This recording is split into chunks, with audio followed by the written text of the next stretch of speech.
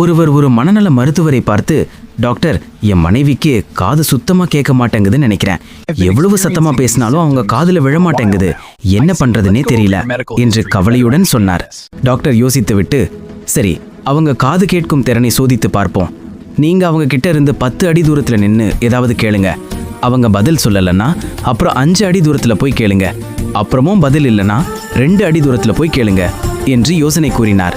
அந்த மனிதர் வீட்டுக்கு போய் 10 அடி தூரத்துல சமையல் கட்டில நின்றிருந்த மனைவியை பார்த்து, டார்லிங், இன்னைக்கு ராத்திரி என்ன குழம்பு என்று கேட்டார். பதில் இல்லை. உடனே 5 அடி தூரத்துல போய் அதே கேள்வியை கேட்டார். மறுபடியும் பதில் இல்லை. 1 அடி தூரத்துல போய் ரொம்ப சத்தமா, இன்னைக்கு என்ன குழம்பு என்று கேட்டார். உடனே மனைவி அடுப்படியிலிருந்து திரும்பி, நான் இப்பதான் 3 தடவை சொன்னேன், இன்னைக்கு மீன் குழம்புன்னு. உங்களுக்கு தான் காது கேட்க மாட்டேங்குது போல என்று எரிச்சலுடன் கத்தினார்.